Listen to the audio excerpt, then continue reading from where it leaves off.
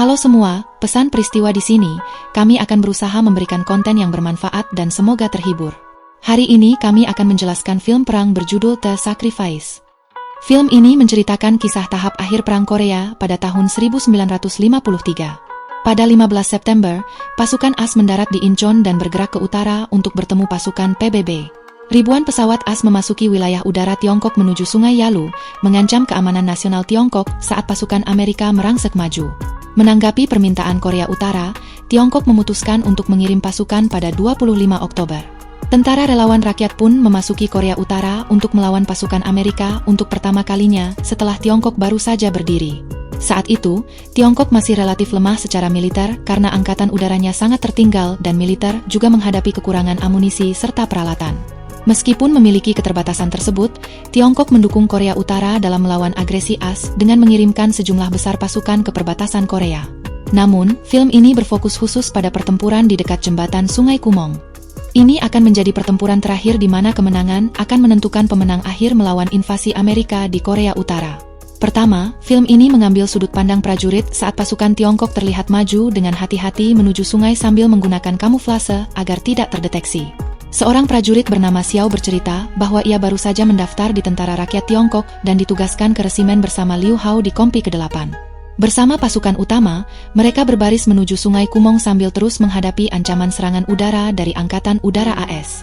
Sungai Kumong menjadi rintangan terbesar yang menghalangi pasukan Tiongkok mencapai garis depan karena jembatan yang mereka bangun berulang kali dibom oleh Angkatan Udara AS. Menyeberangi sungai secara langsung tidak mungkin karena airnya dalam dan arusnya deras. Di sepanjang tepi sungai, penembak ditempatkan untuk mempertahankan area tersebut dan melindungi prajurit yang bertugas memperbaiki serta memelihara jembatan. Kemudian, para prajurit Kompi ke-8 terus maju dengan hati-hati. Tiba-tiba, mereka berhenti saat peluit ditiup, memperingatkan mereka bahwa pesawat pengintai musuh terbang di atas kepala. Operator radio wanita mereka dengan cepat mencoba menghubungi unit teknik untuk mendapatkan pembaruan tentang kondisi jembatan. Tak lama kemudian, suara pengeboman terdengar saat jembatan diserang hebat sementara pasukan Tiongkok bergegas memperbaiki struktur yang rusak.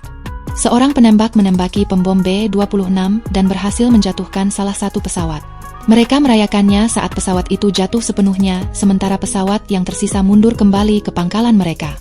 Petugas di radio memerintahkan mereka untuk tetap di tempat karena jembatan runtuh setelah pengeboman. Para prajurit tidak punya pilihan selain berhenti dan menunggu perintah selanjutnya dari komandan. Liu Hao, yang terobsesi untuk mendapatkan medali militer, mendesak komandannya, Letnan Gao, untuk mengizinkannya dan Xiao mencari rute lain ke depan. Namun, Letnan dengan tegas menolak, bersikeras pada disiplin dan kepatuhan ketat pada perintah.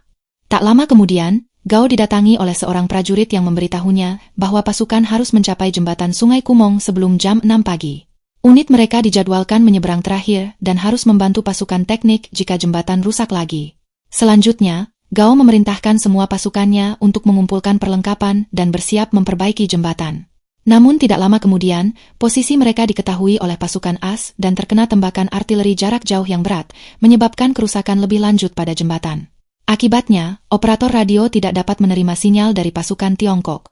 Komandan memerintahkannya untuk menuju ke jembatan sementara Liu dan Xiao memanjat ke posisi yang lebih tinggi untuk memulihkan komunikasi. Sementara itu, pasukan Tiongkok kembali memperbaiki jembatan, tetapi segera peluit menandakan bahwa pesawat musuh lainnya mendekat. Kali ini, targetnya adalah perkebunan tempat para penembak diposisikan. Untungnya, roket Katyusha dari tentara Tiongkok menyerang jauh ke posisi Amerika, menciptakan pengalihan yang kritis. Selama waktu ini, Gao dan pasukannya terus membantu unit teknik dalam memperbaiki jembatan.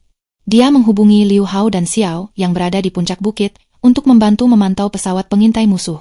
Operator radio kemudian menyatakan bahwa kompi tersebut dapat menyeberangi jembatan dalam waktu sekitar 10 menit karena perbaikan kayu pada jembatan hampir selesai. Tak lama kemudian, jembatan akhirnya diperbaiki dan prajurit mulai menyeberang.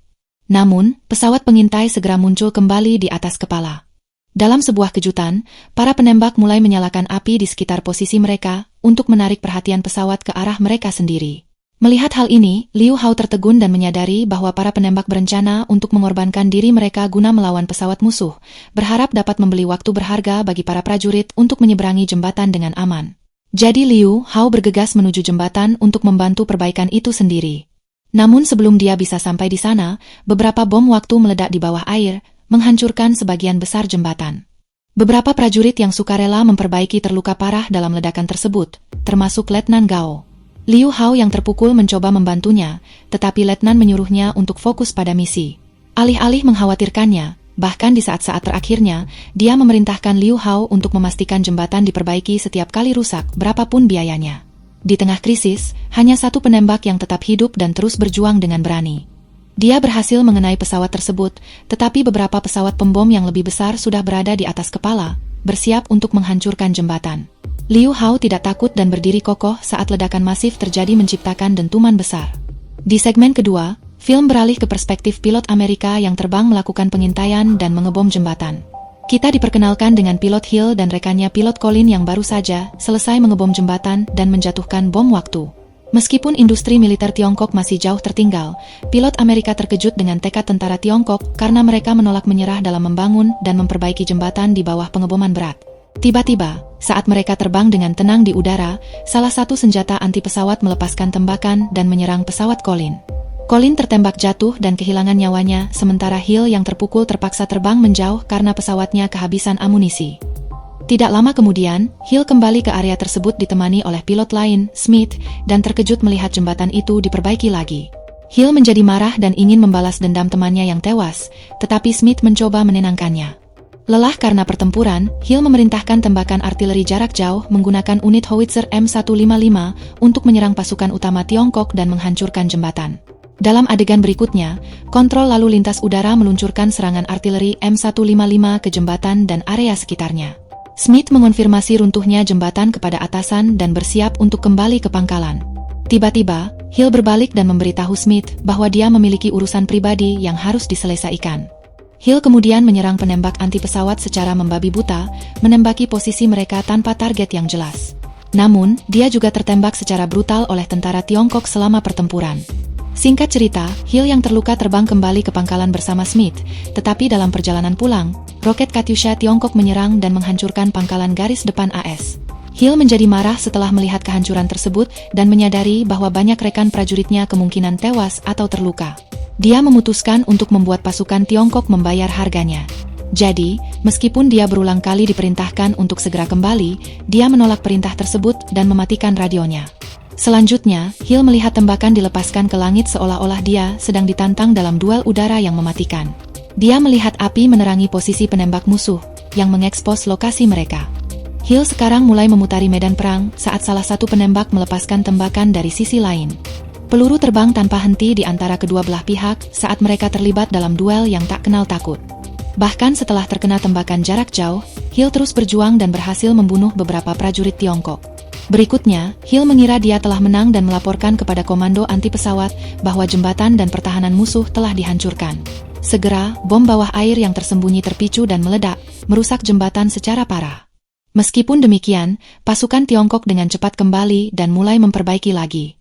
Setelah ini, Amerika mengirim pesawat pembom yang lebih besar untuk melanjutkan serangan, dan mereka frustrasi karena jembatan terus diperbaiki setiap kali dihancurkan. Hill terluka oleh peluru, tetapi merasa bertekad untuk terus berjuang, jadi dia menyerang lagi dan menembaki pertahanan Tiongkok. Dia berhasil mengenai target, tetapi pembom besar sudah melepaskan bomnya di atas jembatan. Selanjutnya, kita melihat segmen ketiga dari film tersebut, yang diambil dari perspektif penembak anti pesawat. Mereka adalah Sersan Jiang dan Sersan Guan yang bertugas melindungi jembatan dari serangan pesawat Amerika. Sambil mengamati pasukan Tiongkok yang memperbaiki jembatan, Sersan Guan didatangi oleh Sersan Jiang, yang memberitahunya tentang senjata anti pesawat mereka. Senjata-senjata berat ini membutuhkan banyak prajurit untuk dioperasikan dan sangat penting untuk pertahanan. Namun, karena Guan tertangkap merokok saat pertempuran, dia diturunkan dari jabatannya dan pasukannya sekarang dipimpin oleh bawahannya. Meskipun Siang sekarang memimpin unit tersebut, Guan masih sulit menerima penurunan pangkatnya dan sering berperilaku seolah-olah dia masih memegang komando. Para penembak hanya memiliki 2 senjata anti pesawat berat dan mereka harus menyembunyikan salah satunya karena Jiang tidak ingin pesawat pengintai musuh menemukan lokasi senjata mereka, karena jika musuh mengetahui posisi mereka, itu akan sangat berbahaya dan akan sangat membatasi gerakan pertahanan mereka karena mereka memiliki amunisi yang terbatas. Senjata berat pertama dipegang oleh Guan di ladang jagung terbuka dan jagung ini, dan senjata berat kedua yang tidak diungkapkan lokasinya dipegang oleh Chiang di area tersembunyi. Pagi ini, kompi teknik memperbaiki jembatan dan Guan memerintahkan operator menara sinyal untuk mengibarkan bendera agar pasukan dapat menyeberangi jembatan. Pada saat yang sama, dua pesawat pembom muncul di langit dan para penembak anti pesawat dengan cepat bersiap untuk menembak. Beberapa saat kemudian, ledakan pertama menghantam jembatan. Salah satu penembak mencoba menembak pesawat pengintai, tetapi targetnya berada di luar jangkauan senjatanya. Sersan Guan menjadi kesal karena penembak tidak dapat menembak secara efektif, jadi dia mengambil alih sendiri. Dia berhasil menembak jatuh salah satu pesawat pengintai, yang ternyata adalah pesawat pilot Colin. Peristiwa ini menjadi awal dari kemarahannya yang tumbuh terhadap angkatan udara musuh dan perang tersebut. Saat Guan menembaki pesawat kedua, Jiang menolak mengisi ulang amunisi dan terus mengingatkannya bahwa hanya tersisa 28 butir peluru. Ketika Guan bertanya mengapa dia tidak mengisi ulang amunisi, Jenang menjawab bahwa dia bukan komandan kompi. Jadi Guan memarahinya, mengatakan bahwa meskipun dia hanya seorang tamtama, dia masih lebih senior dari banyak prajurit di sini. Jiang yang kesal kemudian mencuri bubuk tembakau Guan dan lari ke meriam anti pesawat tersembunyi yang terletak di semak-semak. Kemudian, Jiang kembali ke posisi meriam AA pertama, tetapi Guan memintanya untuk kembali dan menjaga meriam itu juga, sehingga mereka bisa menembaki pesawat musuh bersama-sama. Namun, Jiang menolak dan menyarankan agar mereka bertukar posisi saja. Dia lebih lanjut menjelaskan bahwa posisi saat ini sudah diketahui musuh dan terlalu berbahaya bagi Guan untuk tetap di sana. Namun Guan berargumen bahwa lokasi ini memiliki pandangan yang jelas dan memungkinkannya menembak tanpa hambatan. Jiang bersikeras agar Guan tidak keras kepala dan harus menyelamatkan nyawanya untuk saat pasukan menyeberangi sungai. Guan merasa terharu, tetapi tetap menolak untuk pergi dan bertanya apakah Jiang bisa memberinya 10 misil, yang kemudian disetujui oleh Jiang. Merasa emosional, Jiang memberi Guan beberapa jagung juga dan kemudian pergi untuk mengambil posisi di meriam anti pesawat kedua. Setelah beberapa saat, para penjaga mendengar suara pesawat musuh yang mendekat lagi. Jadi, Jiang segera meniup peluitnya dan bergegas ke posisi menembaknya untuk bersiap menghadapi serangan lain. Namun, alih-alih pesawat, serangan datang dari tembakan artileri jarak jauh Amerika yang menargetkan pasukan utama dan jembatan. Serangan itu menghantam beberapa prajurit dengan gelombang kejut ledakan dan tembakan artileri putaran kedua menghantam jembatan yang menyebabkan kerusakan serius.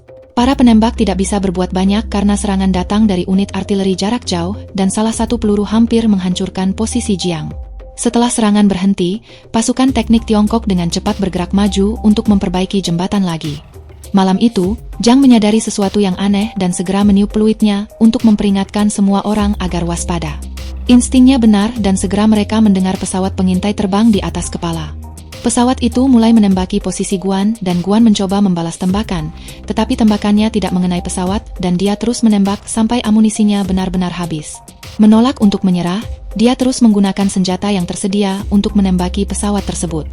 Namun sayangnya, dia dan timnya ditembak secara brutal dan tewas oleh pilot Hill. Beberapa saat kemudian, Jiang berlari menuju lokasi meriam AA pertama, hanya untuk menemukan bahwa banyak rekannya sudah tewas, termasuk Guan. Dia menjadi sangat sedih, dan karena kekacauan ini, pesawat pengintai berhasil meloloskan diri dan terbang menjauh dengan aman.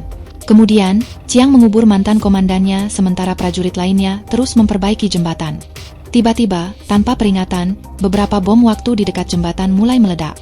Segera setelah itu, mereka mendengar suara pesawat musuh kembali, dan ternyata itu tidak lain adalah pilot Hill. Jiang dengan cepat bergegas kembali ke posisinya bersama prajurit lainnya dan menyiapkan amunisinya ketika dia juga melihat sinyal yang dikirim oleh Liu Hao. Tanpa rasa takut, Jiang menembakkan beberapa peluru ke langit untuk memancing pesawat musuh dan menantangnya.